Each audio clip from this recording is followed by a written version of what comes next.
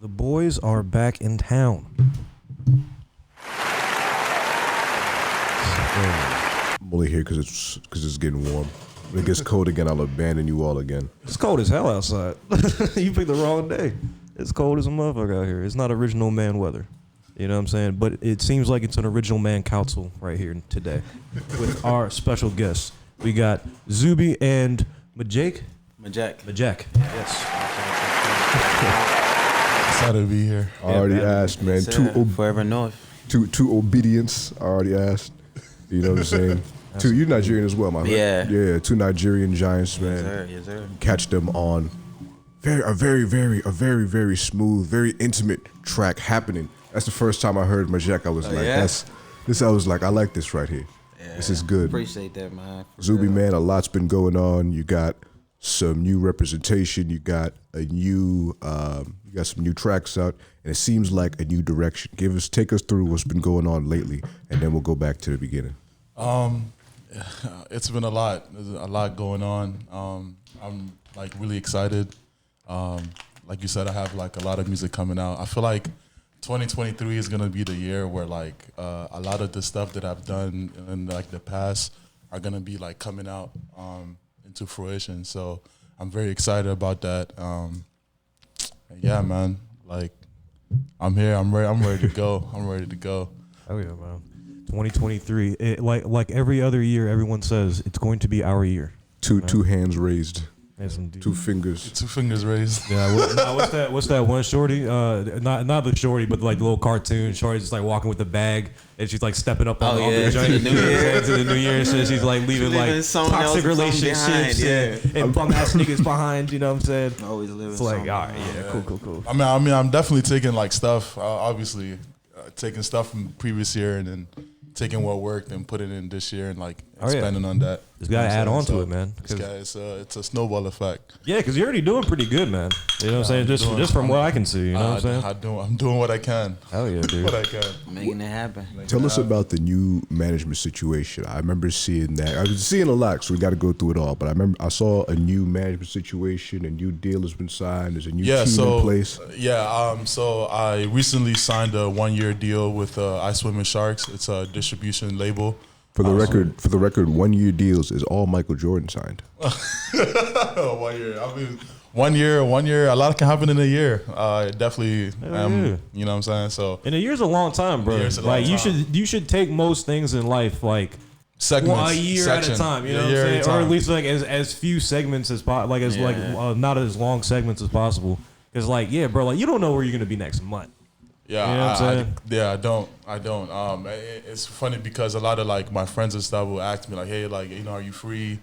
Like, I'm listen, never free, I can't. I don't know what next month is gonna look like for me. You know what I'm saying? Things can pick up, things can slow down, but they can just stay the same. I just gotta be ready. Ready whenever that the time is mine. Yeah. I don't have time for the frivolity. Yeah, I gotta get on it. But yeah, like I said, I signed a 1-year deal with I Swim with Sharks. They are partnered with like Sony. Like right now we're working on my song Everybody Knows. We're gonna try to market that in a way where like it starts picking up momentum and stuff, and then go from there. So right now, with them, I'm gonna be doing a lot of touring and. Like promo and stuff like that. Yeah, touring and stuff. They're gonna help me get a lot of things done. So yeah, I'm really excited. It came out of nowhere, but definitely grateful for that. Best things in life do. Yeah, definitely grateful for that. What's been like the difference between working with them versus like how you've been doing it in the past? Like, have you seen like a big difference in like the quality of what you're doing? I definitely. Yeah. So it's kind of hard. When you don't have a team, because a lot of the things like you're doing, doing by yourself, So, like I remember, like just like from just uploading a song or whatever, like I'm the one like making sure that the cover art is done the way I want it and writing the lyrics down. So like all the credits and all everyone, that. Yeah, exactly. I'm doing all of that. Where now it's like I still have a sub, like what do you call it? a checklist to follow, and I just do that. But I like how you looked to AM for the right word. Yeah, checklist. That was the right move. That was the right move. He has always you always how do you say it? Your diction is very. I appreciate it. Very excellent. Yes, You know what I'm saying? that was the right move. So I will be looking for you for inspiration Oh, shit, in case I lose myself. But That means a lot. but yeah, like I said, like we're just working on trying to get things like rolling and stuff. So you know, starting March, April, May, it's gonna be a lot. Yeah. But yeah, I definitely have seen a difference with like working as a team versus doing things myself. Like even working by myself, I still had like people that I like work with. Yeah, to like make things happen. Your go-tos. Yeah, to make things happen. But right now, like I'm in a place where a lot of my things are being like handled by them. Yeah. It seems like it just makes it so much easier. Makes so it you just, easier, like, so I can just pay create. attention. Yeah, Take it off your create. plate, Yeah, and still learn. Still do things myself as well. But help is always great. Oh, of course, man. I remember we chose. You can catch Zubi also on the first one of the first ever, second one I think. Addict Presents. Second tier. Yeah, the second ever Addict Presents, performing the track everybody knows, and we chose that intentionally because we felt like this song has so much staying power, so much potential reach, especially in just this Afrobeats era where the waves are just, DeVito and WizKid and all these people like they're sitting on top.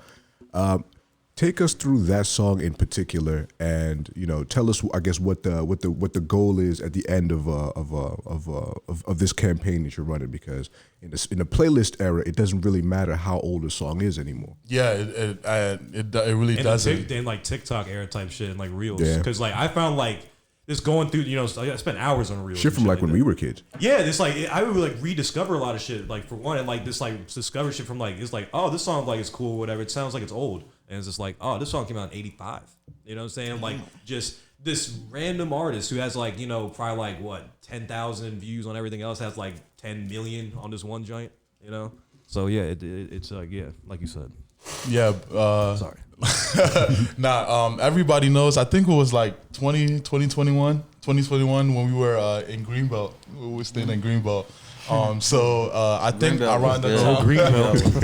Yeah. I was. What happens in Greenbelt? Am I right? Yeah, he had a lot of great time. Yeah, Greenbelt was where I kind of find myself like making a lot of music. We had just set up like a home studio. Nice. And I was like really experimenting like with a lot of the sounds. So I remember around that time, like I'm a piano, the version, like the genre, like I'm a piano was very like popular. It was like starting to come out. And it's like a South African, it has South African roots. Okay. Nigerians always find a way to incorporate things and making their own. So around that time, there was a lot of like. I thought he was going to say Nigerians always find a way to South Africa. I was like, oh, that's too soon. Nah. I mean, like they find a way to try to take things and make it their like put their own spin to it. Right. So around that time, I don't know if you guys know like the song Mona Lisa, like my Joe Mona Lisa. Yeah. That was very popular. And I was like, yo, I don't know if I could, if I'm able to make like I'm a piano like song, So I was going through some beats, and then I found one where it was like the beat for Everybody Knows, and it just kind of just like stuck to me, and I was sitting on it for a good 2 weeks, and I remember I was writing it in the kitchen. And I was like, yo, like I have to record this right now. Oh yeah. Right now. So I remember when the muses take you, you gotta. Yeah, I was like, I have to see what this sounds on, like while I actually record it, because I just had like the tell me what is on your mind. I just had that, but like I needed to hear how it sounded like recorded. Yeah, like in headphones, it's like on the beat and shit like that. Yeah, so I hit up my boy KP. He came over. We recorded it. And that's when I was like, yeah, man, this song actually really, like, it changed everything for me. It changed everything for me. I feel like when I made that song, it was like, yeah, man, I can really do this. Right. Okay. I can really do this. Like, it was my first I'm a piano song. And then that's when I started to venture into like other sounds, which I haven't dropped yet. But Yeah, Everybody Knows was that song. And I released it at a time where Amapiano was like increasingly becoming very popular in Nigeria. So yeah, Nice, it was definitely a game changer for me. I see. You have a musical background, or you just relying on pure force of Africanness? Nah. The ancestors. My dad was a songwriter back in his day. Songwriter. Oh, nice. Yeah, he's very like musically sound. So a lot of the things that I used to listen to came from him. He listens to a lot, but I just listened to anything that sounded good. Yeah, you know what I'm saying? basically. So and I remember my mom before she used to go to work, she used to tape remember those VHSs, little cassettes and stuff. So she would record like music videos like Michael Jackson, a whole bunch of right off the TV. Like just record all of that, and then she would just play it for me, and I would just be just to keep you distracted. Yeah, keep me distracted. But little does she know that I'm like, oh, you're wow. absorbing all that. I'm absorbing all of this. Hell you know yeah. what I'm saying? Like I think at age 4 or 5, I was doing the Michael Jackson's like Billie Jean. Oh, dude. Me and my sister were obsessed with Michael Jackson. Yeah, I was doing that. Like I was learning all the steps, all the moves and stuff. So I used to do that for like entertainment and just get a little money on the side and stuff. But oh damn, you was performing. Oh yeah, for sure. Yeah, performing was always a thing for me. Like it was always a thing for me. But when was like your first like show or like performance, like official performance, or not even official, but like the first time you like performed in front of people? It wasn't actually music; it was dancing. So back in college, I used to I created not me, but me and a group of friends. We created co-founded, we created this group called High Life Africans. High life. Funny, right? It was High Life Africans. We're gonna have to bleep this. Yeah. So I think it was just like ASA from my college. Okay. And we had performed for the student body and stuff. So nice. But yeah, after that performance, we got another gig at Bowie State, and then we kind of just continued doing like shows. Yeah. So that was like the first time I ever like performed like for like people and stuff. So okay. And did you get into like dance early, like earlier than music, or? I think it was a two-way thing. I was doing both at the same time. Like I always sang in like choir, at church and stuff. And excuse me, dancing was always a thing for me. So, but when I first started, when I was in college, I was doing a lot of like dancing. I was doing like Afrobeat dancing. Yeah. I was doing like Afrobeat dancing, putting things together and stuff. So, that's when I started performing with my guys. Like we did a couple shows like at colleges. We got invited to colleges.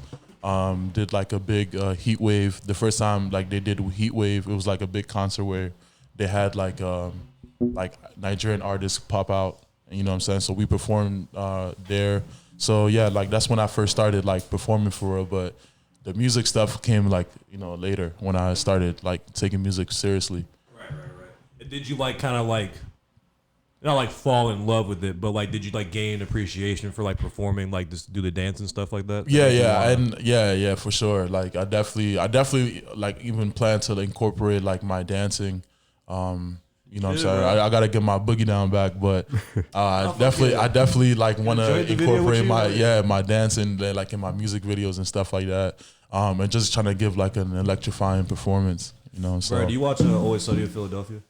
You watch Always Sunny in Philadelphia by any chance? Nah. Okay, nah. You won't know the reference then. But like, yeah, it was just like one of the characters. He did like a dance routine, and it was like really funny.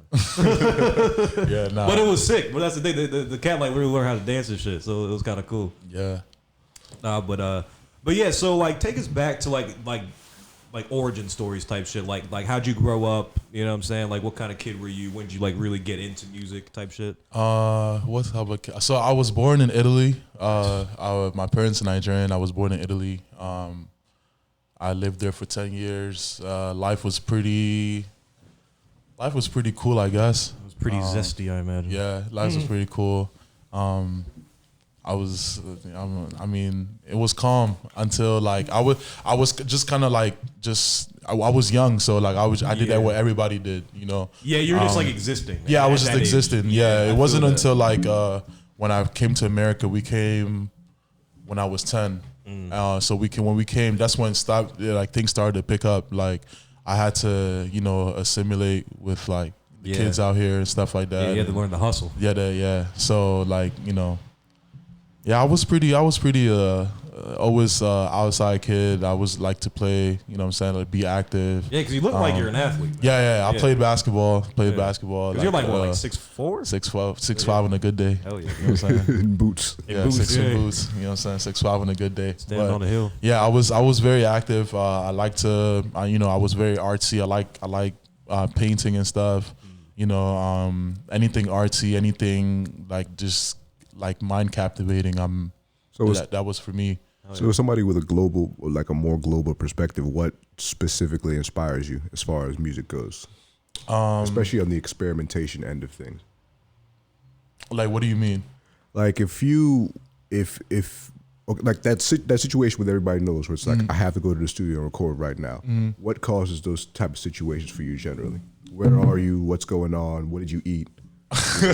I don't know. I think it's just excitement. I think like I feel like everybody has people that they look up to. You know what I'm saying? Like I just think to be able to just go on Apple Music and find like my music there upon like millions of like artists and stuff, like it's pretty cool. We're a Spotify household. You know what I'm saying? Or Spotify. Like you just go there and type up your name and you come up and it's pretty dope. So like it's just the excitement of really finding something that you love doing and just, taking a shot at it.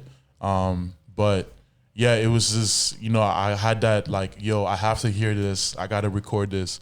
And I have to make sure that it's not necessarily perfect, but sounding good on in the ears. And it's something that people will vibe with and, just have fun with. So like, yeah. And I just kind of just went to, record it. So like specifically, like you're into like the Afro beat sort of like sound and like the wave right now. Yeah, that's my forte. Yeah, so like sort of like break down like what's like special to you about like Afro beats, because like it's sort of like it made like a resurgence or like sort of like a I don't know if a comeback's right, because it's not really like old music. It's like a new thing. It's a steady incline. Yeah, it's like a steady incline kind of thing, because like I feel like it goes like hand in hand with like reggaeton and shit like that. Mm-hmm. Yeah, it's definitely has been on a steady incline. It's picking up like more now. With like everybody doing collabs, but yeah, like wait, what was your question? I was just asking like what like to you was like so special about like that sound like, for you, like the shoes specifically, I mean, one, I'm Nigerian. One, two, I think Afrobeats is like the best way to. It's for me. It's like an expression. Like it's a very strong expression where I can feel free to express how I want to express. Afrobeats is not. I feel like it's not a genre where like you can like kind of put it in a box, especially with like this new like generation that's coming up. Like there's people trying like alternative like Afrobeats, so it's not usually the stuff like you listen to. Yeah, it's like they're incorporating like rap, incorporating like drill, incorporating R&B. Yeah, because it's a very fluid, like sort of genre. Yeah, you can kind of meld it with anything. Yeah, anything. So it's like, and that's perfect because I feel like with Afrobeats you can truly find yourself. Like you can have a lane. You don't have to sound like anybody. You know what I'm saying? And it's a genre where anybody can feel. Like we all feel. We're all humans. We all feel. So definitely. And it's also my biggest thing is like I've had people come up to me and say like, yo, like your music does shit for me. Like it I hear what you're trying to say, or I may have an idea of what I want to, have my audience, get from what I'm doing. But sometimes it's cool when people like don't even see what I was the message that I was trying to deliver, and they have a different intake.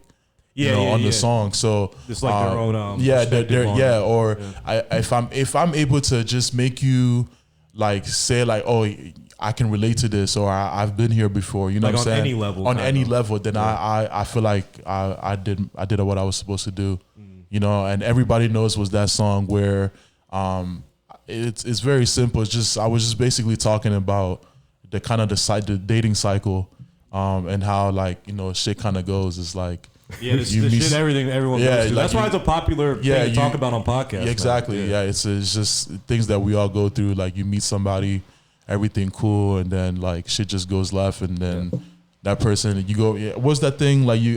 We used to go from hey, what time you pulling up to user block? Yeah, like shit. Yeah. So to left on red, like left on red type shit. So yeah, that was basically what I was trying to, the direction I was trying to go with that song, and then everybody knows because everybody everybody's been through it on some kind of form. On some kind of form. So that's what I like about Afrobeats is like because it gives way so much because it's so much about dancing, you can kind of experiment any way you want. And you can have, and I feel like saturation is less of a risk than it is with hip hop. You know what I mean? Yeah, and like there's too much of the same hip hop song, but Afrobeats is like because of the vocals, because it's so dancey, because of the variety of surrounds you can incorporate. It's like I don't know. And it's one of those things that it's fresh right now too. You know what I'm saying? So like it's gonna sound like real good for a few years because it's fresh. And I think it's a good thing too because I think we're gonna see more of like that kind of like free-formed like genre-less sort of music, sort of like Afrobeats is, because like you're saying, like more and more people are making music, like younger kids, like younger generation are making music, and they're sort of having a harder time finding like their actual niche. Like some of them aren't necessarily rappers, some of them can't really sing or whatever, so like, but they can kind of do both. So like that sort of, like I said, like fluid genres are going to be like sort of the wave in the next 10, 15 years, even now starting. And even with like, I feel like years. even with like hip hop and stuff, I feel like there's like I guess like a genre being like created where like it's like a safe space for like, it's not trap, it's not drill, it's not boom bap, it's like but cerebral shit. But you can like, even with these, like shout out to the producers too, because I feel like they also are a big part of this because they create like songs where like you could be a rapper, but like, you know what I'm saying? You could be a rapper, but you can definitely get on this. You know what I'm saying? Yeah. And that's what, and I feel like that's what like Afrobeats is, to a sense, where like you could be a rapper or a singer or whatever, but if we find the right, the right key, the right combination, right combination, you can definitely make it work. You know what I'm saying? And it's very experimental, which is something that I feel like artists like, love doing, experimenting. So dude. So yeah, that's why I feel like Afrobeat is like a safe space where you could, you can really like experiment and shit. Exactly, like that. Exactly. So Yeah, there's no one right way to do it. Yeah, because I also feel like too, like a lot of people are like afraid to experiment and stuff like that because they're worried like it's not gonna resonate or sell. You know what I'm saying? So if we make it, if it becomes a thing where this experimental genre like becomes popular and sells, like people are gonna feel more comfortable being themselves and making their kind of music that they want, as opposed to just like McDouble after McDouble after McDouble. You know what I'm saying? It's like So what about like a day-to-day basis? What do you listen to on a day-to-day? I feel like Italian opera is in there somewhere. He's just not gonna say it. Not at all. Nah, I actually find Pagliacci and shit. Nah, none of that stuff. On a daily basis, it just depends. I'm a mood type guy, so it depends on what mood I'm in. I definitely listen to a lot of Afrobeats, but I'm into a lot of like different like sounds. Like right now, I'm listening to a lot of other than Afrobeats, I'm listening to like a lot of like cloud music. Like like cloud rap and shit. Cloud rap. Favorite, it's good, man. Yeah, it's favorite is 10K Duncan. A lot of 10K. Gersh got me hip to 10K Duncan. Yeah, 10K Duncan. Yeah. A lot of like SoundCloud rap. Just because it just gets me through my day. It's cool. Something to vibe out to. But on the Afrobeat side, like I listen to. I try to keep updated, with like, with the market, Nigerian market, like what people are listening to. Good man. But I do have my favorites. I listen to a lot of Benson. I listen I'm probably to. not gonna know many of these Yeah, artists. yeah, I so know. you're gonna get me hip. You're gonna get everybody. Let me see. Yeah, Benson. You know the song with Wizkid, like I'm in a big mood. Yeah. He was on there. So like he has an amazing catalog. So yeah, I listen to a lot of Benson, a lot of Zinoleski, just a whole bunch of like upcoming like artists that are doing it. Yeah, doing it. I am a fan of Burna Boy, Wizkid, Davido. I've heard of Burna Boy. Yeah. Yes. I'm hip. Yeah. Yeah. Cool. Yeah, just a lot. It's a lot. I just if it sounds good, like I'm most likely gonna listen to it. Yeah. Yeah. That's like the general like consensus. Yeah, and then I have like my my old school. Sometimes I've been my old school like Barry White. Yeah, you can tell. You can tell. You can tell. Yeah, like Barry White. some You know what I'm smooth, saying? Some smooth stuff. You know, I listen to a lot of Sade. Oh snap! We got my boy in the building. What's going on now? How you? But yeah, like I listen to anything that sounds good. Sometimes I dive back into like old stuff. Like right now, I'm trying to get to a space where, because I started off as a like not a rapper, but like just writing bars. So yeah, I listen to a lot of like J. Cole, Drake. So I'm kind of like going back to like listening to like a lot of Cole stuff, like when he was hungry. You know what I'm saying? Not to say he's not hungry now, but like when he was full. Well, yeah, he's full. Well, but when he was coming up, like he definitely had that grind, that fire. That's when I kind of like, it's like the warm up for me. You know what I'm saying? Definitely. So yeah, and then when I'm kind of like chilling, I like to listen to like Igbo High Life. So it's like Afrobeats, but like our grandparents' generation. Oh, okay. Nice. Yeah, so like throwbacks. So it's a lot. It's a lot. Type shit, man. It's a lot. But it usually goes like how my day goes. So type shit. No, I feel I'm the same way. It's like whatever mood I'm in. But I'm always listening listening to music though. Always. Yeah, you got it. It's studying your craft. Yeah, always. I listen to the new drops, like what I'm saying, just keeping myself. Yeah. I was like, all right, this is what's going on. So keep myself afloat. So yeah, you said something about like Cole like being hungry versus like not being hungry and shit like that. So like as like an artist to you, like how do you like avoid like, or like how do you like remain hungry? You know what I'm saying? Like how do you like avoid burnout, like remain hungry kind of thing? But I'm starving. It's not even about remaining hungry. I'm starving right now. Yeah, like you don't got to worry about it. I'm like right now I feel like I don't know, like I wouldn't say my back is against the wall, but like I just know close. That it's like if nobody rides with me, I'm gonna ride by myself. Like I 100% believe in what I'm doing. Yeah. So for things to start, like it starts with me. So I keep myself hungry by just clocking in every day. Like I may not necessarily record every day, but definitely listening to beats every day. Yeah, definitely. Or writing to stuff, finishing old stuff, going to other people's events to clear my mind, So I just make sure that I'm doing something musically every day.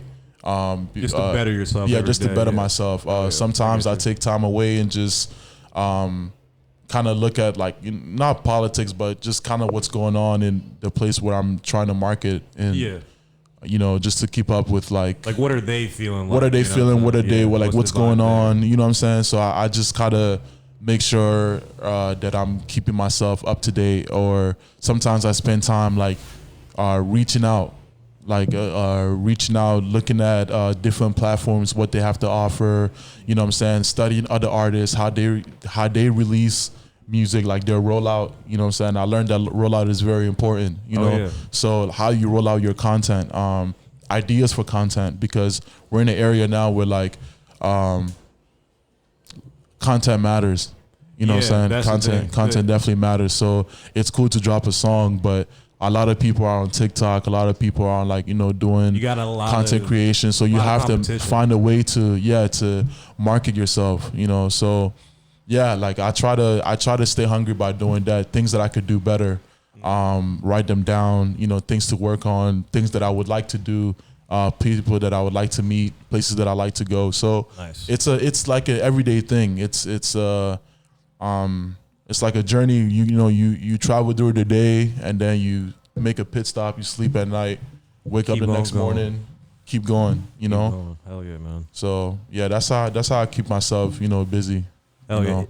And it's fun. It's fun. Yeah, just remaining consistent. And like, one, you want to do it, like you just said, it's fun. And two, like remaining that consistent is like, I think the most important thing. Yeah. It's like it's always on your mind. It's never like really like you're taking a break from it. And when you come back, it's like, maybe not. I don't feel like it. You're always doing it. Yeah, I'm always doing it. Always doing If you take like music or like your career, you just break things down. Like, okay, I could be working more on trying to find shows for myself, or trying to put myself in different platforms. So like the bigger audience, the better. Trying to grow your audience. Yeah. So yeah, it's like it's a everyday thing. It's continuous, but it's fun. It's fun. It's definitely better than a 9 to 5. Fuck yeah. You know what I'm saying? Like, or at least if you have a 9 to 5, like doing that still is just like doing that thing is literally the only thing I look forward to. It's when I do stuff like this, like when I travel, when I in the studio, that's what keeps me like busy, and I keep telling myself that this is not like, things are not gonna be like this forever, So that's what keeps me hopeful and stuff. So this too shall pass. Yeah, this too shall pass. It definitely will. Definitely will. So in between recording, traveling, business opportunities, and it's also interesting that the deal you signed is mainly to market this particular song, if I understand that correctly. That means you still have to, kind of set the path for what the overall Zubi objective is right now. Yeah, so I guess in the short term and the medium term, what is your goal musically right now? Right now, my goal is to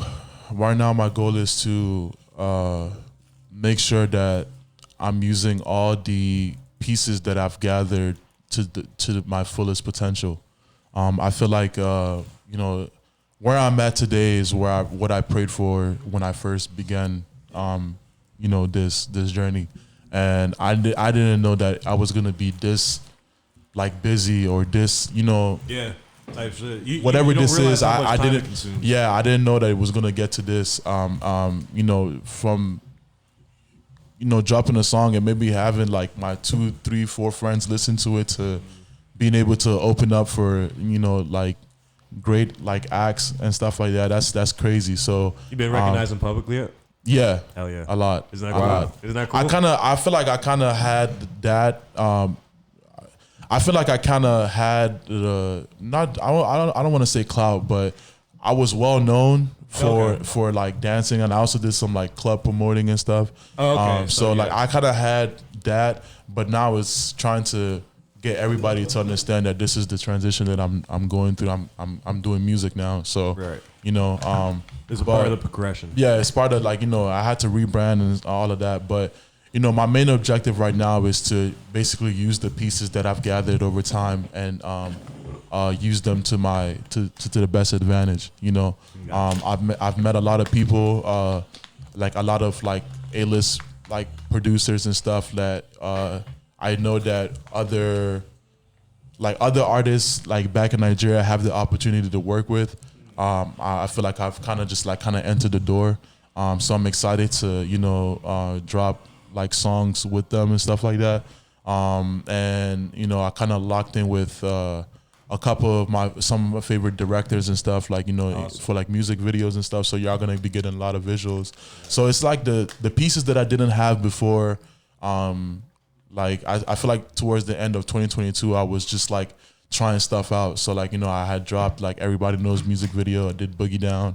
I did Isha For Me. So like those are just like little snippets, and I'm ready to kind of use those tools to really like put stuff out. Right, you know what I'm saying? Right. Okay. I see what you're and just with what I know now, like with rollouts and stuff, which is very important. Like I want to be able to kind of just do things in a very not systematic, but very like structured order.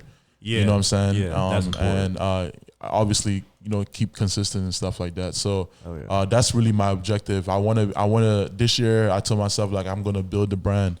I did a lot of the foundation stuff, like, you know, just putting things together in the back. But this year we build the brand. We build like what Zubi like is. the foundation's already laid. Yeah. So now it's like, who is Zubi? Like people are starting to, you know. You're gonna know who the hell Zubi is. Yeah, no, for sure. I'm telling you. For sure. You know For sure. So. Do you think you're always gonna do music? Like you've already done like a few other things. Like you say, like you're a club promoter, you're doing the dance thing, now you're doing music. Do you think that you're gonna progress even further than that? You know what I'm saying? Like maybe like some acting or like writing or you know what I'm saying, stuff like that. Yeah, I've always wanted to. Like I said, like even in high school, a lot of people didn't really like their high school experience, but I actually really loved my experience. I was like, mine was fun. How was your high school experience? High school was cool for me though. Yeah. We went to high school together. High school was cool for me. It was hard at first. I'm from Nigeria, so I was born there. I came here 8th grade, like 3rd quarter. So I like literally high school was like where it all started. Okay. So like I had to like adapt early on, like 9th grade, 10th grade, 11th grade.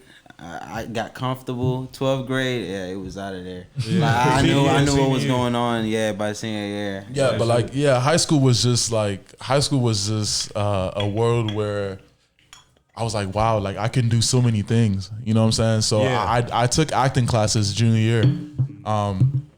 So yeah, like I took acting classes junior year. I did jazz singers senior year.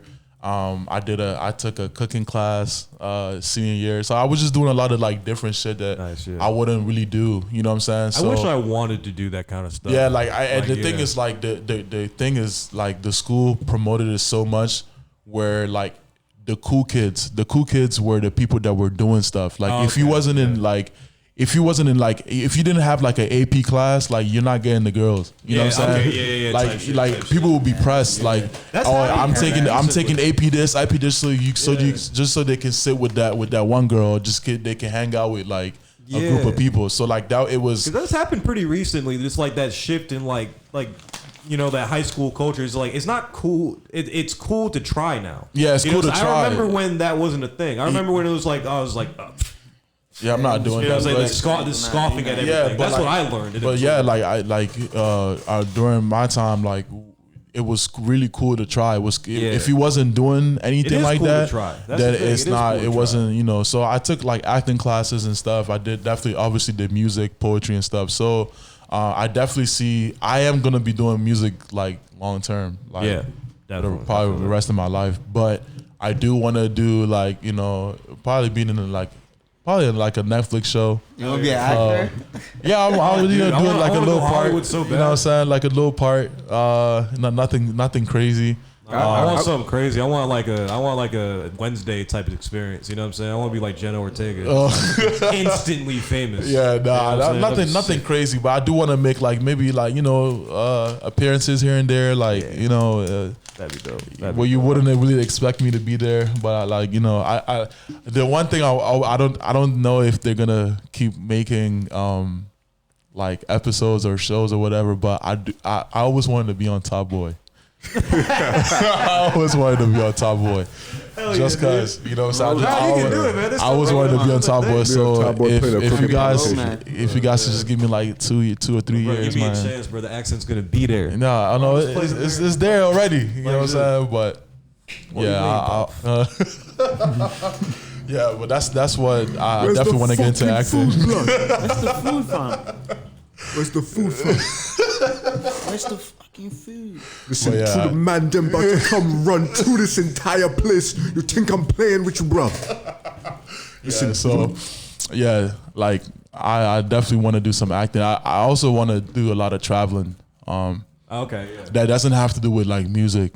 Just like traveling is like it's a lot in the world to see. Dude, yeah, it's huge. It's a lot. Huge, man. So when I'm not doing like I want to have the luxury to, you know, I want to have the luxury to be able to travel, and it doesn't have to like pertain to music. Yeah, just like travel comfortably. Yeah, just like off like you know, like with the gang or like we're going to, you know. So it seems like the goal. So it seems the goal more so is to long term. I mean, correct me if I'm wrong. Like I'm trying to be a global citizen. Yeah, have music provide the financial freedom to just do whatever. to do and then whatever. also do music because you just love to do music. Yeah, I wanna be like kind of like Cole, like J. Cole. When he drop, people gonna listen. You know what I'm saying? Pretty Like much. he can go MIA, like, you know, be MIA and stuff. But you know, when Cole say he's dropping, people are gonna listen. Yeah, he's achieved like that, like status right now. What he Yeah. gotta say. Yeah, Definitely. you know what I'm saying. He does a lot of things in the back. Like I don't like his. I want to be able to like get away from like social media and stuff. Like, you know what I'm saying. Like ain't nobody tripping when you click it and there's ain't no story on there. You know what I'm saying. Shit. I want to be able to do that. Get a flip phone or some shit. Shit, not For even like a year. You know not what I'm even, saying? Just like completely, just like if you need to contact me, you can. Yo, I saw this But- company that makes a phone. It's like meant to be a brick, like an emergency only type of thing. Like you I think I seen what I think I know what you're talking it's about. like 911 at any time. You can only have like 10 contacts. Yeah, and I you think can I see only- what you're talking about. Yeah, Yeah, and you can only use it for like 5 hours a day or something. oh snap. and like not even just like scroll. How much are they shit. going for? They're probably cheap as fuck. I Not imagine a those whole are lot. walkie talkies. What the fuck you talking about? like you can't download social Like you media. remember It those won't take- Firefly phones back in the day? Like they weren't really phones, but like there was like you had like 4 contacts and you just hit a button and it worked like a phone. Maybe. No, I never had What that. year was this? I never had it, but I wanted one because like it looked cool. Because I was like, Sounds like this was during a time when 2004? yeah, Jerry Springer was definitely on TV when that shit was out. Steve Wilkos, but yeah. But I grew up on yeah, Nokias. like 04, 05, something like that. Nokias. Yeah, but that was a cool thing. That was a cool kid thing. I wanted. You said what? I grew up on Nokias. Oh yeah, On the yeah. Nokias, yeah. No internet, no nothing. Just snake game. Just vibes. Snake game. Oh, the Snake little game. snake. That's the only thing you could. vibes. I used to steal my dad's phone, play snake game. His battery be dead. He'd be sick. I think my Bro, these don't first take all night to charge. my first phone was the They charge for 3 days. the little razor jump. Oh yeah.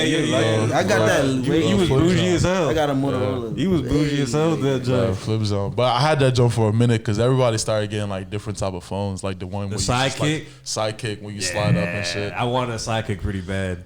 Yeah. But what's it called? I think I saw it in like Mean Girls with my sister, and I was like, that's actually a pretty cool phone. Yeah, but then when the iPhone came out, it was clip. I didn't get that. I didn't get my first iPhone was an iPhone 6 Plus. The 6? Oh no, I got one way after. I was an Android kid. Yeah, I was still rocking them Androids. Bro, I was rocking the Android. And it's not even like the Androids It was a fool. the actual. this It wasn't was like the back- Android like like you know how you had the Galaxy 4s and 5s. Oh, it was just I had like some on a smartphone. Yeah, one Galaxy, one small little shit. Yeah, it was just I had like like a on one- Shit was smartphone and crack shit. every. That shit was like $60 from Right, Radio word. Shack. Yep, worked perfectly though, didn't it? For a little bit. Nah, that shit was not it. I had like a Galaxy 1 or 2 before I got an iPhone. Yeah, no, this is my second iPhone. Like, Word? Oh, yeah, for this is real? my second. That's how long Ever? I had Galaxies. Yeah, ever. But I've had it for like 3 years already. But like, you know what I'm saying? Then I had one for another 3 years. I don't know how. That's the many thing. iPhones I If bought. they can just make the phones to just work, like They do. I don't know. No, I think it's like batches or something like that. Like you might get a good batch of phone and yours just lasts a long time. when they start doing them little Yeah. updates, that's when they start slowing stuff down. Nah, keep your phone on like Because less than 50%. I had a like a 7 that was working perfectly, but then it stopped outdated. working. It stopped working. I never wanted Wait, to what go do you mean past by like keep it under 50%? So like when it updates, it usually does it at night and shit like that. If your phone's not like on a charger, has a really good charge, it's not gonna update like yeah, automatically. And you can take it off too. You can just like don't automatically do it, but like that's like the strategy I use, and it hasn't updated in a while.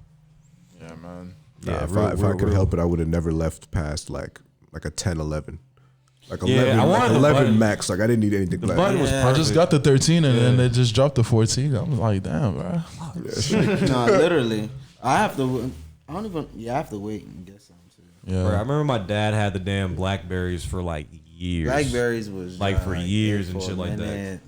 In Nigeria, Blackberries was crazy. If you had a Blackberry, You were him. You were doing business. What That's part of the thing. Nigeria you from? I'm from Ogun State, Abeokuta. Okay. So I'm Of y'all quit that? Okay, Abeokuta. nice. Ikiriku. Yeah, man. I gotta Oh, brush yeah. up on my geography. You said what? I gotta brush up on my geography. Nah, it's cool. It's cool. It's My cool. sister lives in Abuja. Yeah, Yeah. Abuja is Abuja. I'm trying to go there though. Yeah. I've never been to Abuja. I'm trying to go home this year, bro. I need to. I need to go one time. You know how they be on social media? Explain in American terms. What? Like what is Abuja? It's Abuja is just a place. It's nice though. It's no, like I mean like if you had to compare it to a city, like as far as just how big it is, how important it is in Nigeria. Then he can probably tell you more because I ain't been to Abuja, but I know but in like as far as significance, yeah, like probably like I want to say like DC. You say like Cincinnati or some shit. Like DC? No. Wait, no, probably like if you have to, I'd say probably like Cali. Oh wow. Yeah, Okay. like Cali. Are people like? Oh, okay. Yeah, so because that's where like a lot of like like the leaders and It's like a hub. they go out there. Like that's where they be at. Is it like laid back? Like It's super laid back. It's like one of those places like Nigeria, corruption's everywhere, but like in Abuja, like you can't like come up to anybody And just do anything, yeah. Yeah, Yeah, type shit. because a lot of you get so the One of those like they don't play about that. you'll be talking to a head minister's son, telling him to give you, asking him for a bribe. That's your job right there. Coke. You know what I'm saying? Because it's a lot of them out there, so you really don't know who you're talking to. So yeah, it's more straightforward. so you could be talking to the president's son and you would even You know. would know. You would not know. I mean, you might be able to tell based off how he's moving, or that. But yeah, other than that, they just out there. Cali, okay. Yeah, I definitely trying to go back to Nigeria. I'm trying to go home. I haven't been since I was 5. Oh damn, I've been to Sierra Leone since I was like maybe like 11, 12. Damn. Wow. Yeah, I ain't been to Nigeria since I got here. 2010. Yeah, I was like 13. I've been to like 4 states. Like I'm not well traveled. It's bad. It's been Yeah, hop in that car and I don't like driving. I like America's drinking. plenty for real. There's a lot of things to see out here, though. A lot of Yeah, things that's to the see in thing. But that's the States. thing. I never had to have money to just like blow on traveling and shit like that. It Okay. probably can be relatively cheap. Like if you like hop on YouTube, it's like, oh, like fucking, how do I travel You know for what's the like funny cheap thing? and shit? You I know? keep hearing like traveling and all this is so cheap, but It's me, when not. I think You just about gotta- it, I you just- think You're just You just gotta you're just plan rich it. and white. You know what I'm I saying? think It's not I'm about to cheap. go spend bread, but everybody talks about how it's so cheap. How they took this trip and it was only Yeah, you just gotta plan it ahead. If you plan it ahead, it's gonna make sense. Like, what I don't know. Like you don't have to. It doesn't have to be super luxurious. Like if you're a person where like you're just kind of like happy to be there. Like you could make it work. happen. You know what I'm saying? Like you may have to get Yeah. your tickets a little like earlier than usual.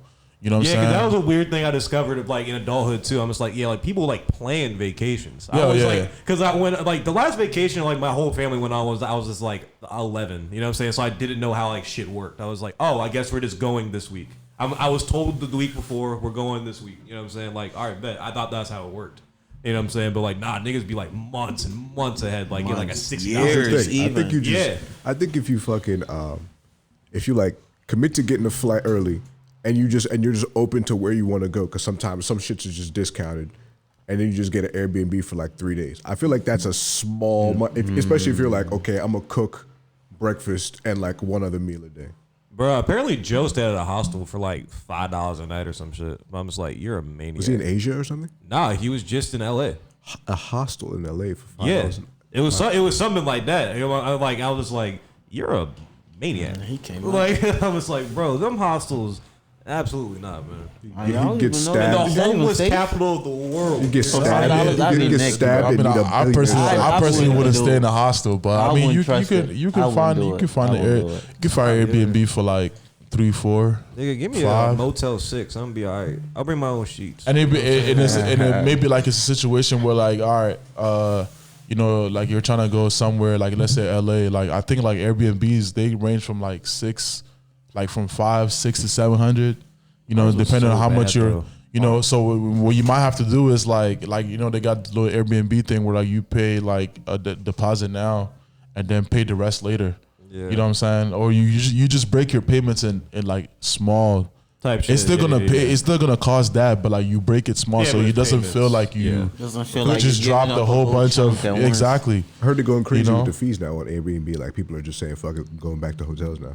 I mean, I don't know. I feel like I'm forever gonna be an Airbnb person because I even with never like left hotels. I like though. different environments. That's why I like Airbnb. Though. yeah, it's like I'll different. walk there, bro. Just give me a hotel. Come clean this fucking room. You know what I'm saying? I'm not paying a cleaning fee and shit like that. I'll leave you a tip. You know what I'm saying? Like, bro, like, I don't want any chance of seeing your ass or anyone you know. You know what I mean? Like, I don't convenience. Yeah, I'm just like, once bro, like, I pay for something, just do it. I don't want to chat. That's what he's saying. Yes, that's why the front desk is downstairs in the front. Yeah, I mean, I feel like you don't have my phone number. I think the thing is just, I think for you it's just like the cleaning fees be spanking you. That's all it is. Because you can have that type of privacy with like Airbnbs. You know what I'm saying? Like you can have that. You can, but like there's always just this little chance there's an emergency. Like, oh, bro, like I need to come get this at my crib. If I see you, my vacation's ruined. You know what I'm saying? But yeah, I don't think I've had that. I don't think I have had that issue. But I don't like people. That's the thing. Yeah. Give me a hotel at like the middle, in the middle. Yeah, traveling is definitely cheap. It's definitely, if you plan it right, like it's definitely cheap. And they're always doing deals and stuff. So yeah, because I want to. That's the thing. I want to do a trip to Africa and I want to do a trip to Ireland. And then then maybe Cali again, New York, whatever. You know what I'm saying? I don't know how everybody else be making it happen, but you know what I'm saying? I'm definitely looking to travel this year. So it's like I definitely everything has to jobs make that shit happen. Yeah, I definitely have to plan. Everything is like pre-planned before it happens, because like I always, even like with shows and stuff, like I always get like, oh, they're having this opportunities, because right now I'm in a position where like I'd be looking for stuff, so if I feel like the opportunity it works for me, then I will have to plan around it. Right. I'll have to make make shit shake so I can be there to the fullest. Definitely. So like sometimes it'd be like less than a month's notice, you know what I'm saying? But then like it's always about just being on top of things, and like and best believe that I will make it, like I will roll it out like this has been like like this has been happening, not knowing that I just locked this deal in like 2 weeks ago. You know what I'm saying? So it's all about how you present things. You know what I'm saying? So yeah, definitely. But like that's actually some good game for like, how do you go about like finding shows for yourself and shit like that? You know what I'm saying? Like what's like the process like for that, for like younger artists and stuff, people who are trying to get better at it? I'm big on like supporting people that I listen to. Or just, I feel like if you know your shit good, like you gon', like you don't gotta like hate, or you know what I'm saying? Yeah. Oh, you have to. Or jealousy and stuff like that. I don't do none of that. But I do all. I just be kind of looking at like how what people have been on. You know what I'm saying? Like the platforms that people have been on. So usually the best way to do it is just follow the artist that you listen to. So for example, like I know that right now it's like a tour season is about to start. Yep. So like a lot of the artists from Nigeria are coming to the States to do like shows. You know what I'm saying? So if you can, like they drop the flyers. They have the dates. And then you just gotta find, obviously after a concert, they're gonna want to. I mean, Nigerians, after a concert, they do like a party, like like an after club thing. You know what I'm saying? You always gotta turn up. Yes, they do. So you just gotta be able to find the city, you find the promoter where they're gonna be at. And then you kind of just have to go there and take a leap of faith, So, thankfully for me, I was a promoter, so I kind of.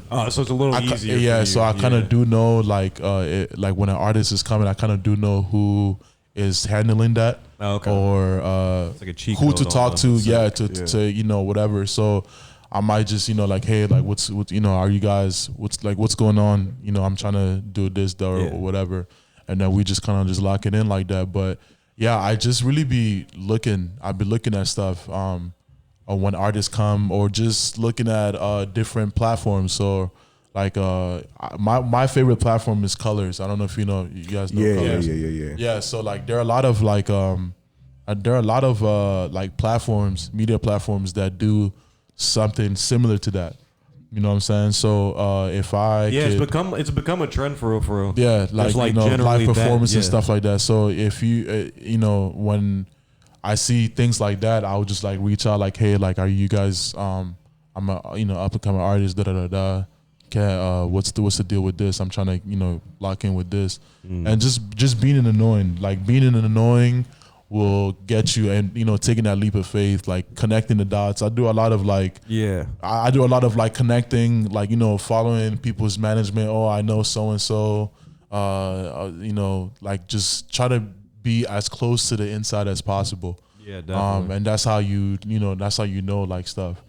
Yeah, I would say like be annoying but not obnoxious. Yeah. Nah, definitely not obnoxious. Because there's one cat like we all talked about in LA. You remember that? Yeah, definitely. Yeah, I take it as to work with. I take it as I take it as a hungry student. Like I'm just really following people, and I respect their platforms. I respect what they're doing, so I'm not gonna be the annoying person in your DMs every time. You know what I'm saying? Like sometimes the opportunity just presents itself, and you just gotta be able to recognize that and then take action. Right. So but I don't be trying to blow people up on DMs not and too stuff. much, yeah, just a little bit. Yeah, just a little bit. A squeaky wheel don't get no grease. Yeah, so exactly. just a little bit. Yeah, just a little bit. Just a little bit. Yeah, so man. tell us about the I guess like a Zubi studio session. What is a studio session like for you? What are you doing to create a song? What is that process like for you? And then also take us through the process of creating an album, like an entire project. So like I said, like I'm still doing things as I go. Like I'm still like seeing how I like doing things, like filling things out. So like right now, because like other personal things and like work and stuff, like I usually like have things written already. You know what I'm saying? Like I have like beats that I have or whatever, and everything has been like pre-written. Yeah. So usually when I'm just for right now, for when I finally go to the studio, like I already have the beat, I already know what I'm like, how the song is gonna go. So I'm just very like streamlined. Yeah, I'm just like putting it on, like just making it, work. But most of the times, like when I'm actually trying stuff, like I would be at Majek's house, and we would probably like play FIFA or whatever, and then like put a beat on. And since he has the luxury to like the home studio, I would just like record. Do like a rough recording and just to see how the song would sound, and that saves me a lot of time, a lot of money, because everything costs. So when I do book that session, like I can deliver the song, like right then and there, because I already know how this shit sound. But I'm trying to move into a space where the beats are not already made. Like we're making the beats at the studio. Right. We're writing at the studio. So you're not a YouTube beat kind of guy. I mean, I'm not necessarily YouTube beats. Like I definitely started off like with YouTube beats, but then like there are some producers out there that like really make really good beats. So I actually personally message them like and send them a sample of the song that I recorded on their beat. And it's usually like, okay, yeah, I definitely want to work with you. So like I would have them send me like samples or like beat packs and stuff like that. But I'm trying to get to a point where I can actually, the beat is being made while I'm at the studio, or the beat has just been done and I'm coming up with like writing at the spot. You know what I'm saying? Because a lot of the things have been like songs that I've written in my car or, not in the studio. So I want to be able to go to the studio and then like, record and, come up with the lyrics and stuff like that and record on the spot. So it's just nice and fresh. Nice and fresh, because I'm working on that right now. But usually, like a studio session is for right now is usually I'm already coming in knowing what I'm going to record, and which is good because now I can spend time on the extra stuff. Like to make an Afrobeat song is a lot. It's a lot that comes with it. Because it's like I said, it's feel. So I'm trying to find the right tone, the right key to express a certain feeling. Yeah. And I'm, with like my engineer and stuff, we're placing it in places to make it like more abundant. You know what I'm saying? So most of the times, by like abundant. So like compared to the songs that I used to drop, so compared to the songs where I used to drop. Before, like when I first started, I felt like the songs are more they're like calm, you know what I'm saying? But like I think one of my best produced songs is like my last song that I dropped like November, Isha for me. It's very full. There's a lot of like things going on in the background which you can hear. I do see, you know what I'm saying? So yeah. like when I do know how the song is gonna go, I can the studio session is more so kind of making it, put in the little fixes to make it It's like easier, yeah. Like you're saying, like having a structure is just like makes everything a lot easier. yeah. So having a structure how the song's gonna go, but then when you get to the studio, it's more so like if beautifying it, for doing like the touching, like finishing touches and stuff. So that's usually how my studio sessions go. But this year, I really want to be able to like go in the studio, like either the beat's being done or the beat is already like done and I'm just kind of creating on the spot. Gotcha. And you know, going from there. So if you are, if you're in a space where it's like you want to curate the sound more in studio, does that necessarily mean that you know ahead of time what type of music you want to make, let's say for the rest of this year? Or is it still going to be, you know, more so relying on like bursts of inspiration? Like, all right, I got to act on this sound I'm hearing in my head right now. Everything is inspiration. I don't try to do trends. I don't try to do like, obviously not like I don't try to do trends. Like obviously I'm trying to make music that you would throw in in a playlist and you wouldn't know it's me. Yeah. You know what I'm saying? Like, but everything I do is inspiration. Everything I do is like how I feel, or kind of like a progression of where of the past things that I drop. So right now, like hopefully it's gonna start getting warmer. It's time to pick stuff up. Yeah, well, it usually does. You know what I'm saying? So now I'm gonna be dropping a lot of like upbeat stuff. Yeah, like going into summer type shit. Yeah, going to summer yeah. type shit. You know what I'm saying? We slowed it down with like, for example, like Happening, we slowed it down, you know what I'm saying, nice and calm, but it's time to pick stuff up. Yeah, it's so time, like time to be outside, guys. Yeah, so it's like I'm gonna be dropping a lot of like songs where it's very upbeat, very like dancey, you know what I'm saying? Like shit you could just like bop your head, like feel good type music, you know what I'm saying? Something that'll come up like during a brunch or a club. Yeah, like just like a day party type vibe, or like your Turks and Caicos, chilling, you know what I'm saying, laying down on the beach, drinking a margarita, like type, music type like that. I like your imagery. Yeah, man, I try to envision. So yeah, everything is inspiration. I don't do like I got to start making this now or that. Like, right, yeah. Usually, I see this is popular. Yeah, usually right, if the beat attracts me, I'm going to just write to it, and then I will figure out like the placement for this is the appropriate time to drop this. Yeah, I feel you. Yeah. I feel you. Yeah, it's good. It's good to just not follow trends, like you were saying. Just like making music that like you don't mind making, or that you like listening to and you like making, and like art in general. That's like the most important thing. That's how you avoid burning out or sounding like shit. You know what I'm saying? Yeah. Like, it's just one of those things. Because, like, yeah, if it's not you, if you're not a drill guy, don't make drill music. You know what I'm saying? If you're not a hard nigga that have shit to talk about, don't do it. You know what I'm saying? You know what I'm saying? Write poems, nigga. Like, write poems, cuz. You know Stay in your lane. Stay in your lane, bro. You Yeah. know? Nah, we're definitely not doing no drill music. It's good to experiment though. Like, It's fun. it's You got a drill track. huh? You got a drill track. I do have a drill track, but we don't talk about that. I do have a drill track, but Is it a I don't. UK drill? Yeah, it's a UK drill. drill. But I'm not. That's not. Some you can- Some you can send the It's top just in the board. vault. It's just an evolve. Yeah, I'm not doing that. But Something like you I can said, lean to. yeah, but I do have like, songs where like it's like Afro swing, so like that's more on the like UK side. You know what I'm saying? But like I like UK rap, man. Yeah, It's fun. yeah, not necessarily it's UK fun. rap, It's but like fun. just Fun. Why people be hating, man? Central It's C is fun. funny as hell. yeah, Central C like type them. thing, but not in nothing Can I be drill. homophobic? My bitch is gay. Nothing like that, goes but hard. more so like I don't know if you guys listen to like J Hus. Yeah, J Hus is fire, man. Yeah, I J like Hus, J Hus. Mostack, Russ. people like that. Russ is my guy. Oh yeah, Russ. yeah, Russ Millions. Russ Millions, Dave, Nah, my son stuff Dave. like that. Dave's tall. My son Ink. Yeah, Hey. so I definitely look forward to that. Yeah, man.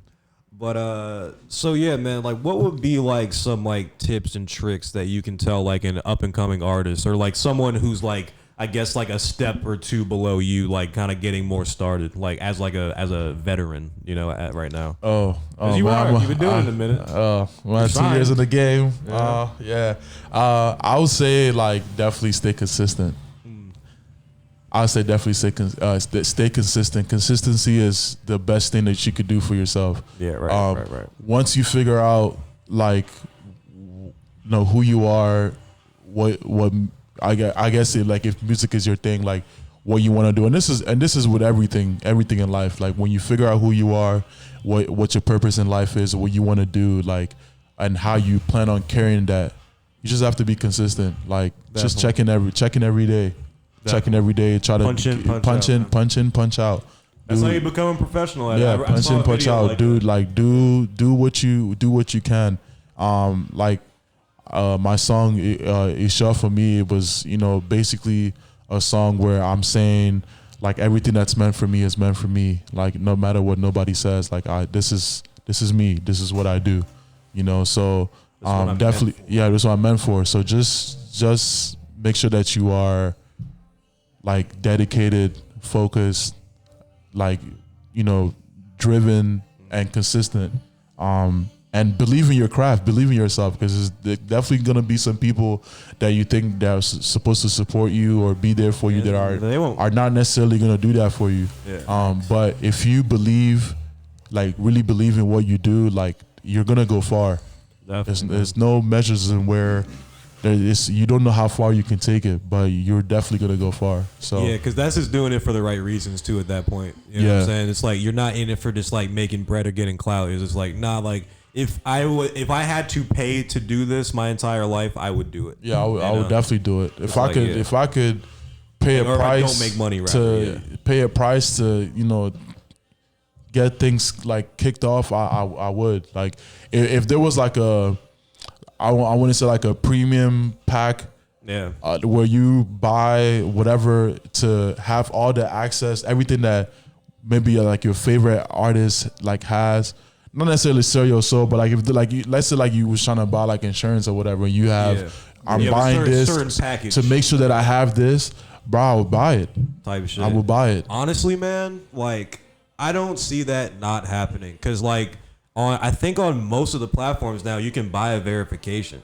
You know what I'm saying? Yeah. So like, why is it such a far stretch to be like, nah, I'm gonna buy a slight music career? Attic and friends, we're buying the check mark when they drop it on Instagram. We're buying that joint. You heard it here first. We're buying that joint. You already know for sure. He's not up for debate. No, the analytics tools are crazy. Really? Like, the analytics tools are crazy. Can you tell us more about growing up in Italy? Do you have any fond memories? Huh? Growing up in Italy was a time. Yeah, it was a time. It was definitely a lot of like learning, but at the same time, like you're so young, so like you're kind of like people don't start getting mean to like 3rd, 4th grade. You know what I'm saying? So for most of it was just like it was cool. Yeah, around 10. So like what, 4th grade, 3rd grade, 4th grade? 3rd, 4th grade. Around that time, that's when people start getting evil. Yeah. You know, so like they get a little mean streak. I was tired of their dad smacking them around. I was the only black kid in the school. Like it was like everybody hates Chris type situation. So were you like a bigger kid though? Because you're a bigger. Yeah, kid. I was a bigger kid, but like I was bigger. That's like no, but I wasn't like that though. I wasn't built like that. I wasn't built like that back then. I'm not built like that now, but like I feel like my stature does like. Did y'all watch Everybody? Oh it keeps you away from bullshit, man. My dad told me that a long time ago. You said what? Did y'all watch Everybody Hates Chris in Italy? I watched it here. That's one of my favorite shows. I definitely can relate to this. But yeah, like it was kind of like a Everybody Hates Chris type situation. I did have. Were like kids mean to you and shit, or like was it just like they weren't mean, but like you started to realize the racial thing. Yeah, like these cats don't like me. It's like but at the same time, it's like at the time it was I wouldn't say like Italy was more a place where like they would definitely know that you're different, but they're not like they're gonna say, "Oh, you're black," but who am I to judge? But they're gonna point it out though. They're gonna point it out, like you know what I'm saying. But like, but you know, yeah. But that's kind of how it was, and I definitely saw that a lot growing up. But it was, I think the situation was, no matter what I would have done in Italy, I would have still been doing like very like minimum wage jobs. Like no matter if I went to school and stuff like that. Like a lot of my peers, like they ended up leaving Italy and going to like London. Like London, London was more like London was like the United States opportunity. Like when I had the opportunity to come here, I came here. When they had the opportunity to go to London, they went to London. You know what I'm saying? So, you chose right, son. Yeah, I don't know if I chose right. America. I don't know if I chose right. Damn, you would been a Brexit. You'd have been a true Brexit geezer. No, I definitely would have. Definitely the man them. Yeah, the man them.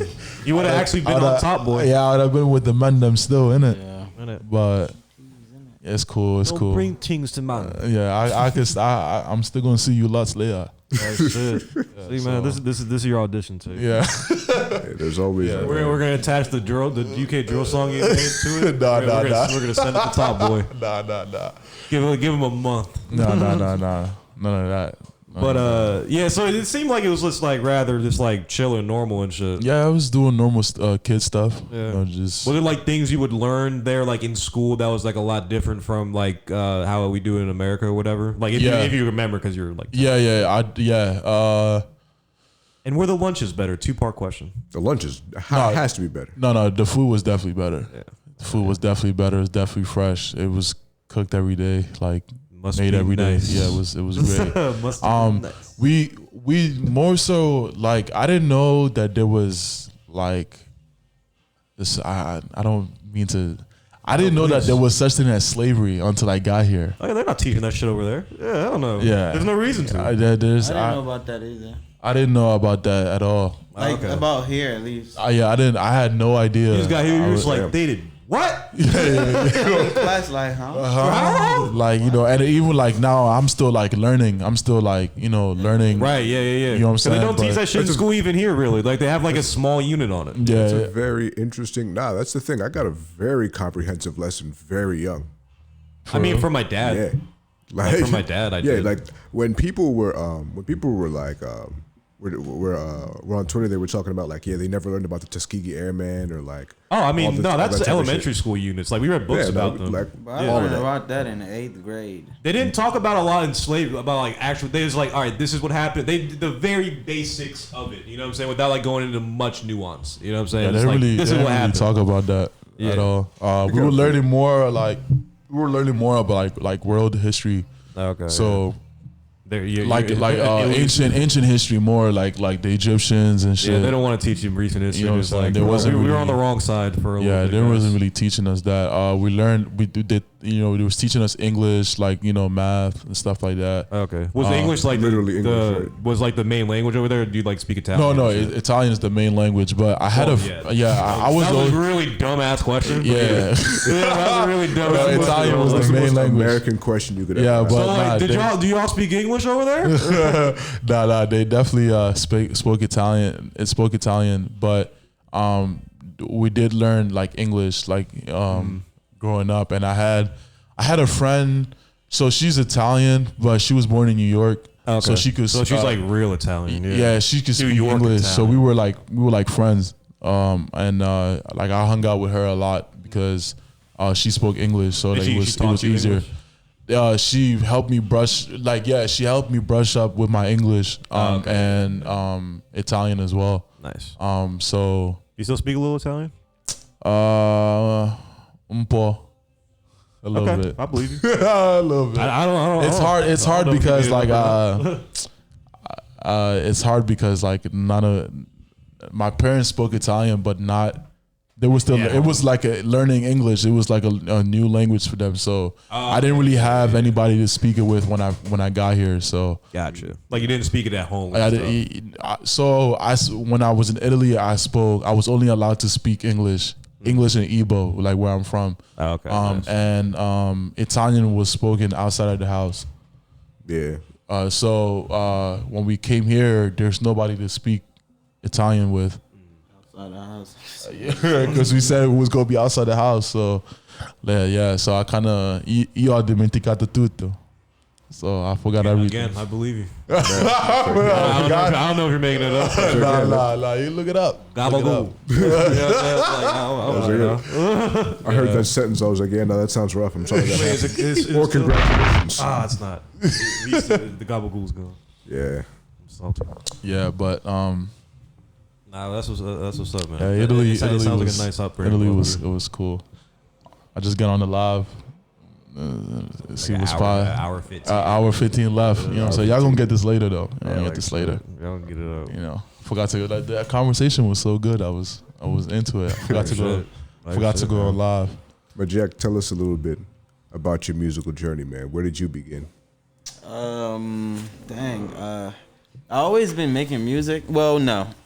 I've always played some type of instrument for as long as I can remember. I grew up in a church.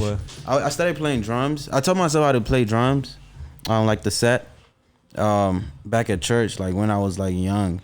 And then from there, like just being in the church band and whatnot, I was like around music. So then I joined the choir and whatnot. Then I came here, I joined the band. But I was on a drum line. But then I started learning how to read music and whatnot. And after that, I went to Bowie State for music tech because I knew like at that point. Actually, no, the summer before that, they had got me like a computer for I think like my birthday or something, and I just used to make beats in the crib. And so I told my dad like, yeah, I was about to go to school for music tech, and Bowie had the program for that. Yeah.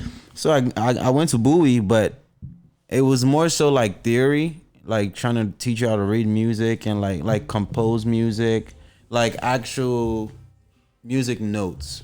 I just wanted to like make beats and like be good at it. I wanted to learn how to make beats. I thought I was gonna learn how to make beats, learn how to like engineer and call it a day. Like literally, that's what I wanted to do. I just wanted to engineer, make good beats, and that's it. Cause literally, that's all you needed. I'm not trying to write a opera or nothing like that. You know what I'm saying? That's not what I'm looking for. And it's funny too because that's like the young cat's perspective. Yeah, like literally, no one knows like what the foundation is for shit. It's like, so, I just want to learn this. It's part. Like I'm in here and let's learn this and go because they had the equipments. We be in class with all the equipments. We have Pro Tools and you're having me open Cubase to print music. No, that's not why I'm here. So after that, I told my dad like I'm not doing it anymore. And then I later down the line I met Zubi, and then but before that I was already like making like I bought like a little kit, like an M audio kit. Oh, okay. So like I was recording stuff in the crib. Like I have like old music, like rap and stuff like that, hip hop. Like my boys, like music, like we all fuck with. We play for like friends, like it's always like good vibes. So yeah, that's how that sort of kind of like started. And then Zoob started doing Afro beats. Well, when I met Zoob, he was doing Afro beats. When I met this dude, they used to stay in like Laurel. Yeah, so Laurel. I heard, I don't know by who, but I heard it was like, oh yeah, this little nigga Mike, like he be making music, like that was it. Like music. I was like, they were like, oh, he got a whole setup and everything. So I was just like, all right. Crib, so in the crib, so I was like, all right, let me go see what he's talking about. I remember this dude recorded me in his room. Bro, and my room was the size from that wall. It was like a closet. It was a closet, and he recorded me, and I don't even know what it was, but for my part, this shit was trash.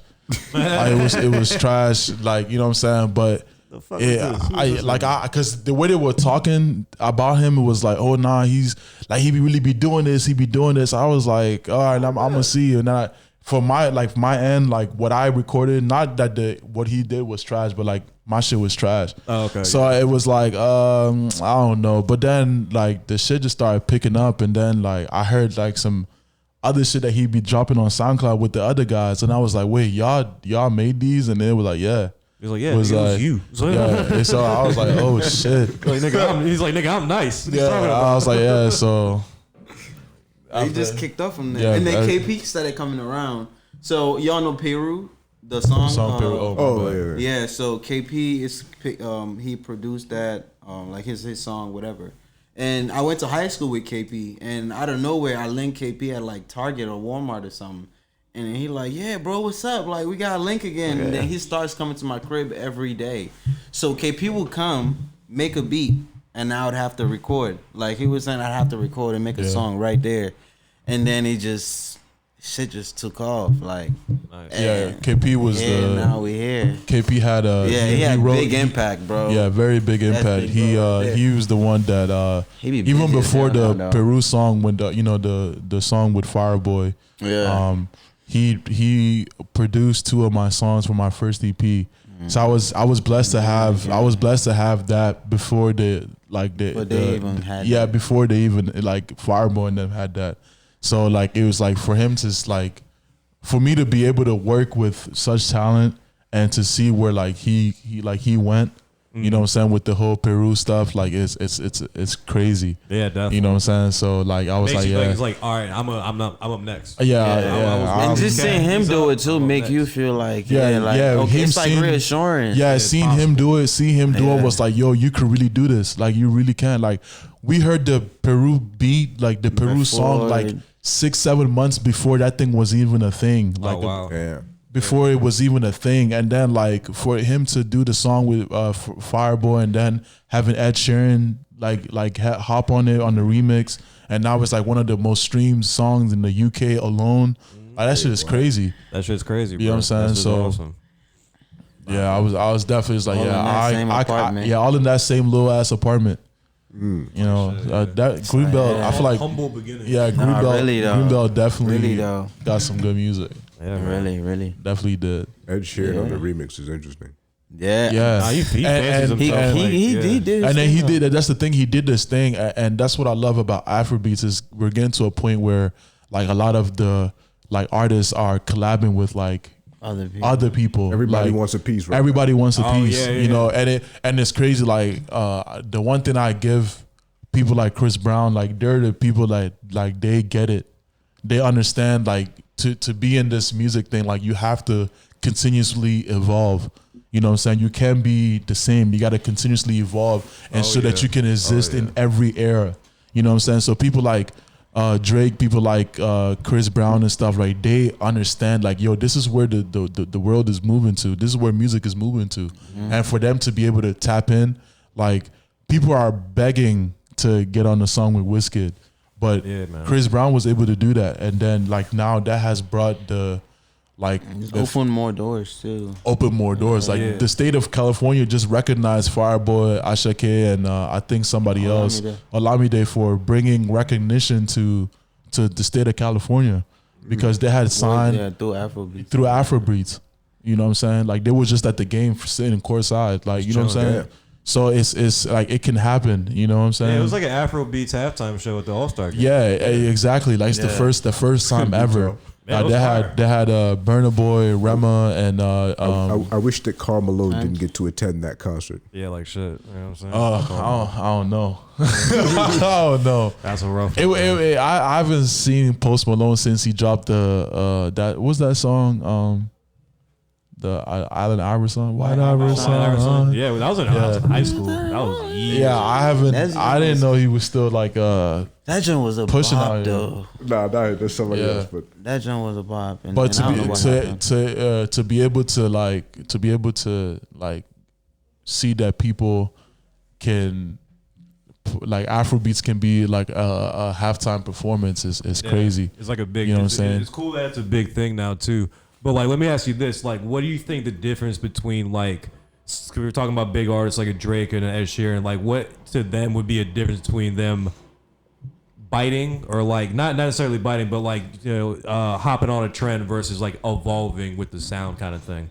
Because I feel like there is a difference. You know what I'm saying? Because not everyone's just out here hopping on trends. Some people really want to. I'll play devil's advocate and say it's low key. All of it is very similar, but you just lose the luxury of it being called that when you get too big. Yeah, I agree. Yeah, because it's the same It's the thing. same Either thing. way, people just pick and choose who is doing. Who gets- who's biting don't and who's wanna actually do- yeah. evolving. You know what I'm saying? Who's actually like being a part of it and shit like Yeah, that. because even the person who you think is evolving, you don't know what they're doing when they're not, you know what I'm saying, in the spotlight making music. You don't know if they're bashing that culture or they're not even, you know what I'm saying, actually accepting the culture. All you see is what you see. And all you just see is pick and choose. what the people So show I you. just say, I feel you. I just think that if you are gonna, and this is not just with Afrobeats, I think it's with everything, like music wise, like you just need to respect it. You need to respect the origin. You need to respect like the people that are like doing it. You know what I'm saying? And you need to started it. You have to respect the culture. You have to Yeah. respect it, and you also have to like it. I feel like you also have to learn. It's an opportunity to learn. You have to learn. Like you have to learn that you can't just like come and just do your own thing just cause.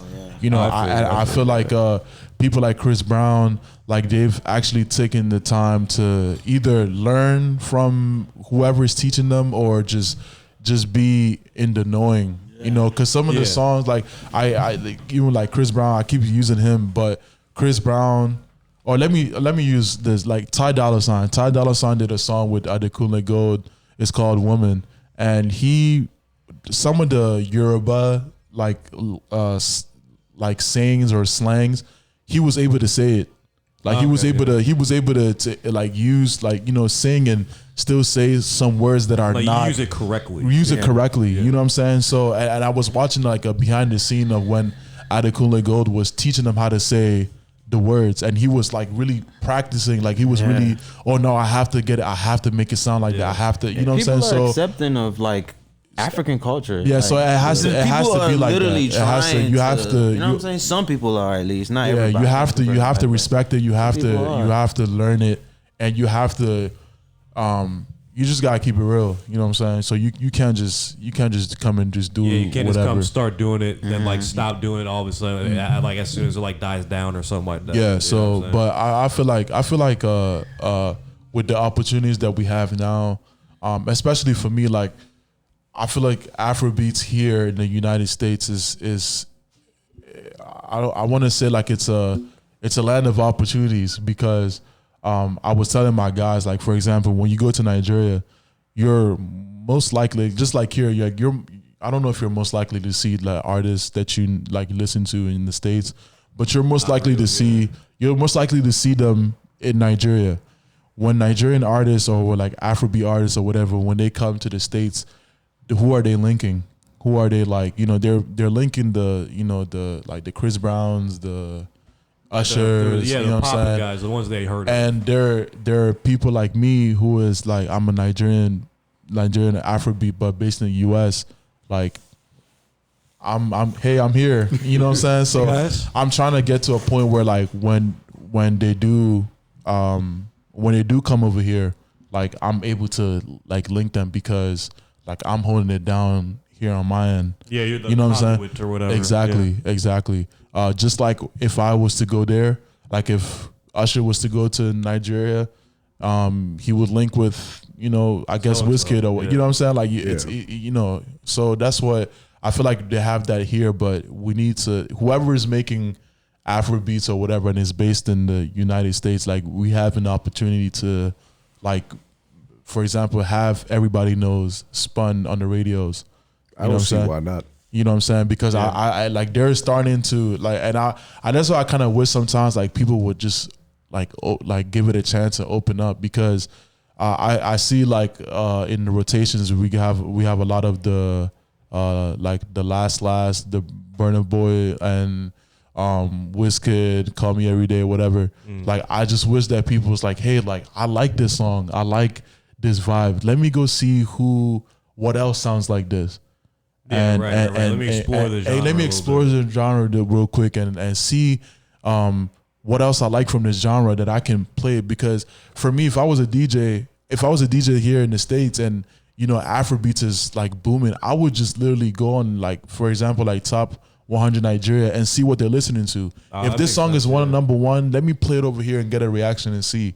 And then if you want to take it a step further, it's like, hey, I know there are people that are Afrobeat artists here in the States. Let me see if I can find like songs and see like how this sounds and try to put them on their platform. Okay, yeah. You know what I'm saying? Like So gauge what like a new audience would like over here. It's exactly. Like, this does well, but this other song that didn't do so well over there did really well over here. Exactly. You're never gonna get your audience where you're at. You're always gonna get your audience is always gonna come from a place that where you don't live. Basically, yeah. Especially just from it being so easy to listen to music everywhere. If you just have some internet connection or data usage or whatever, you got Wi-Fi, you good. Pretty much, bro. You got Wi-Fi, you good. Just have a smartphone, which are dirt cheap. So only iPhones and good Androids are expensive. But yeah, man. Yeah, I definitely think Afro beats is like the next 5 years. I don't want to say trend because it almost diminishes the next 5 years. But the next 5 years is going to be like, we're going to hear a lot of cats are going to get paid. You know what I'm saying? A lot of cats are going to get exposure with this music. I hope to be one of them. Yeah, I think you are, honestly, man. I pray to be one of them. On doors. Definitely, bro. Definitely. Nah, man. But Zubi, man, thanks for coming by, dude. Thank you so much. This has been great. Also, Majak. Yes, you. Thanks for coming too, man. Thank you for having me. You're a good man. Hell yeah, dude. But so like plug everything y'all need to plug, like your social medias, like projects coming out, shit like that. You can find me on Instagram, Zubi Official Sound. Zubi Official Sound. Zubi ZBI Official Sound. Should pop up. Just making sure that everything is on there. I try to post everything on there. You know what I'm saying? You can find me on social media. All releasing platforms, every music platform, I'm on there. You know what I'm saying? I'm friendly. It's just Zubi on there, right? Just Zubi, yeah. Yep. Yeah. And I go by Majak FN. FN stands for Forever North. Is a label that I started. I'm out here on Twitter, Instagram. Follow me. I have a lot planned for this year. It started off a little slow. Because I had like other things that I was working on, but things are starting to look up. Oh yeah! And the year is gonna be amazing. Hell yeah! It's a lot of new music. Some is already on my IG, but like they've not been released yet. I intend to actually roll those out properly. That's like a big thing for me. I don't just want to drop music anymore. I don't want to just saturate music. Yeah, like, cause I feel like every time I like go out of state or something, and we have like a performance or something, out of nowhere somebody will pull me to the side and say something. Either like, hey bro, like I fuck with you. Yeah. Like, oh, this is what we were looking for. You should do this more often. And it's like, okay, now with the music that I do have now, I'm making new music every day, but the way I want to drop the music that I do have, like I want to drop it properly. I want to give you content. I want to paint a picture. I want you to feel what I was feeling when I made the music. I don't just want to drop music, right? And be posting and tell you to go listen to it. You know what I'm saying? I want you to just want to go see what the whole thing is about, and that's literally a thing for me. Like I have to do that, and that's just where I'm at with it right now. Things are looking up. Yeah, bro. We gotta get spell your @s on this for the socials. MAJEK Majak.fn. MAJEK.fn. Yes, sir. Majak, Forever North. But yeah, man, when you're looking to roll out, dude, like believe y'all gonna hear from me. Y'all More gonna be hearing from me a lot more than welcome, my boy. We got a lot planned this year. It's gonna be amazing. Amazing. I'm hyped for it. For sure. But it's been a long time, but we back. We're back. Bro. You already know who it is, man. Attic and Friends on all social media. Tommy Tynes, Money and Breakfast. I'm just gonna drop the River Warlord part. You know, there's money and breakfast. You know what I'm saying? The two most important things in life. Money and breakfast. Money and breakfast, man. You already know what it is, guys. Buy guns and land, and we will catch you next time.